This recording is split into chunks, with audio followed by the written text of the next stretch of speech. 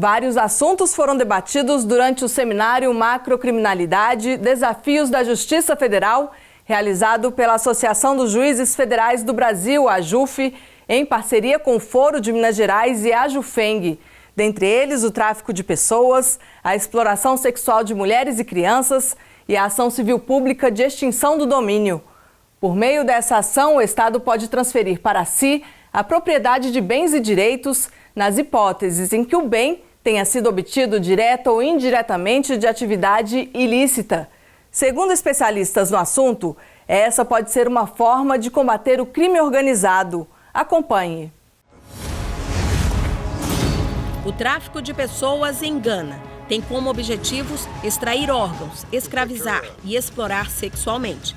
De acordo com o Escritório das Nações Unidas sobre Drogas e Crimes, essa é a terceira maior atividade criminosa no mundo. No seminário Macrocriminalidade, Desafios da Justiça Federal, realizado em Belo Horizonte, a desembargadora Daniele Maranhão levou informações importantes sobre o assunto. Ela mencionou que no Brasil, o Protocolo de Palermo de 2004 e o Código de Processo Penal são as normas que fundamentam o judiciário. Só para nós termos um panorama geral daquilo que se configura nisso, a legislação que nós temos como base é o Protocolo de Palermo, internalizado pelo Decreto 5.017, e também é o Código Penal, que trata do tráfico interno e trata do tráfico internacional. Exploração que invade fronteiras com a ajuda da internet. Organizações criminosas voltadas a divulgar, reproduzir e até comercializar fotos de meninos e meninas crescem numa velocidade surpreendente. Esses crimes têm uma lesividade e uma gravidade muito grande. E eu costumo dizer que são crimes silenciosos, porque muitas vezes a gente não percebe a presença e o crescimento deles em nossa coletividade. O seminário foi um momento para discutir a ação civil pública de extinção do domínio, que ocorre quando o Estado pode transferir para si a propriedade de bens e de direitos nas hipóteses em que o bem seja procedente da atividade ilícita.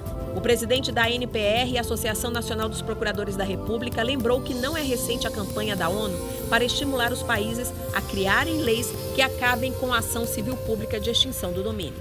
Tanto a Convenção de Palermo, de 2000, combate ao crime organizado, como a Convenção de Mérida, de 2003, de combate à corrupção, prevêem nos seus artigos, nos seus dispositivos, que os países se comprometam com esse tipo de extração, ou seja, de conseguir, na medida do possível, das suas legislações cíveis, uma forma cível, uma ação cível de combate de extração, de perda de domínio, de perda de propriedade, daquele bem que está vinculado ou que é produto do crime. Ministério Público. Esta instituição realiza um trabalho constante e incansável contra o crime organizado. Uma tarefa nada fácil. Verdade seja dita. O Ministério Público teve que aprender fazendo. Já falam de Constituição de Curitiba, Direito Penal de Curitiba,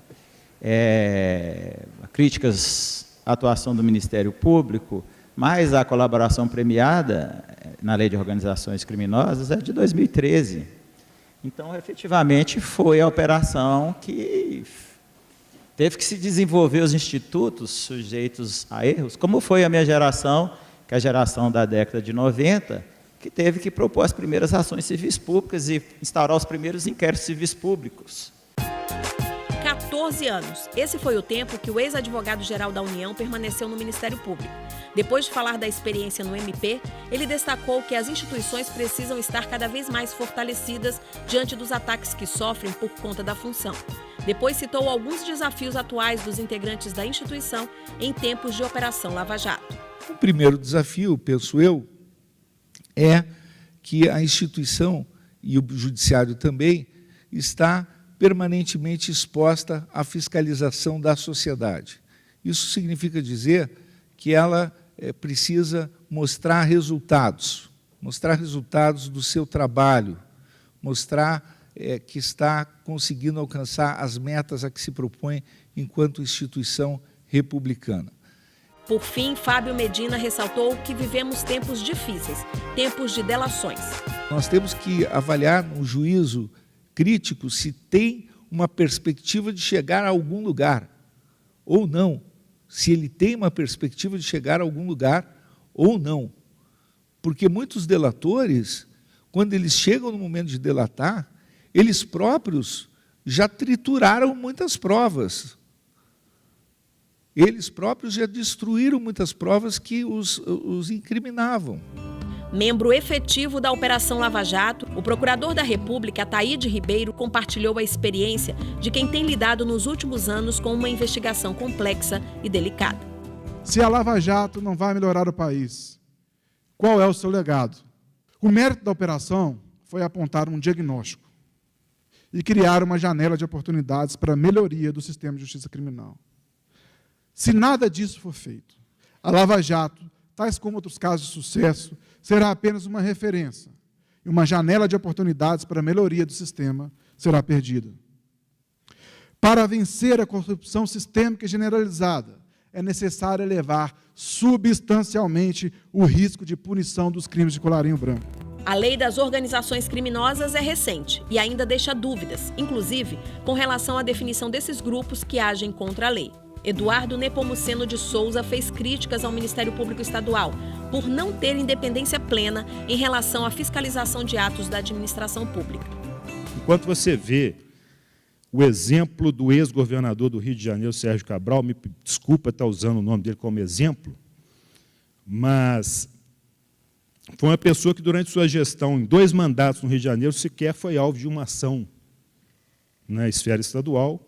Então, logo deixa o poder, hoje ele tem vários processos em que já é condenado em primeiro grau, ações em andamento, né? Qual esse fenômeno que impediu que ele fosse processado durante o tempo em que ele era governador e que permitiu que ele fosse governar depois que ele perdeu o foro privilegiado, que não fosse essa espécie de simbiose entre os poderes na esfera estadual?